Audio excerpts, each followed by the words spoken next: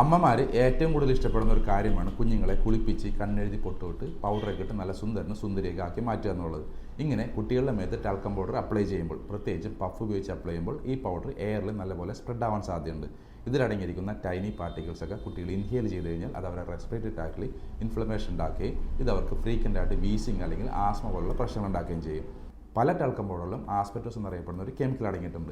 ഇത് കാർസിനോജനിക്കാണ്. കൂടുതലായിട്ട് കുട്ടികളുടെ ലങ്സിലേക്ക് എൻ്റർ ചെയ്ത് കഴിഞ്ഞാൽ കുട്ടികളുടെ ലങ് ക്യാൻസർ, പ്രത്യേകിച്ച് മീസോതെലിയമ്മ പോലുള്ള പ്രശ്നം ഉണ്ടാക്കാനുള്ള സാധ്യതയുണ്ട്. അതുമാത്രമല്ല, പലപ്പോഴും ടാൽക്കം പൗഡർ യൂസ് ചെയ്യുന്നത് കുട്ടികളുടെ ബോഡിക്ക് നല്ലൊരു സ്മെല്ല് കിട്ടാനും അതുപോലെ അവരുടെ വിയർപ്പിനെ കൺട്രോൾ ചെയ്യാനുമാണ്. ഇതിൽ ഫ്രാഗ്രൻസ് ആയിട്ട് ഉപയോഗിക്കുന്ന പല കെമിക്കൽസും കുട്ടികളുടെ സ്കിന്നിന് ഇറിറ്റേഷൻ ഉണ്ടാകും.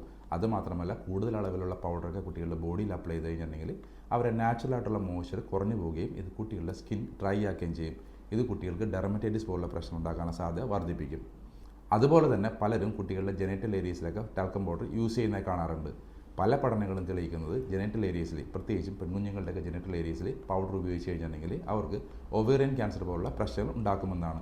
അതുകൊണ്ട് തന്നെ WHO പോലും ഈ ടാൽക്കം പൗഡറിനെ പ്രോബബിൾ കാർസിനോജനിക് എന്നറിയപ്പെടുന്ന കാറ്റഗറിയിലാണ് ഉൾപ്പെടുത്തിയിരിക്കുന്നത്. അതുകൊണ്ട് കഴിവതും ഒരു വയസ്സിൽ താഴെയുള്ള കുഞ്ഞുങ്ങൾക്ക് ടാൽക്കം പൗഡർ യൂസ് ചെയ്യാതിരിക്കുക. ഇനി യൂസ് ചെയ്യുന്നുണ്ടെങ്കിൽ തന്നെ വളരെ മിതമായിട്ട് അളവിൽ ഉപയോഗിക്കാനായിട്ട് ശ്രദ്ധിക്കണം.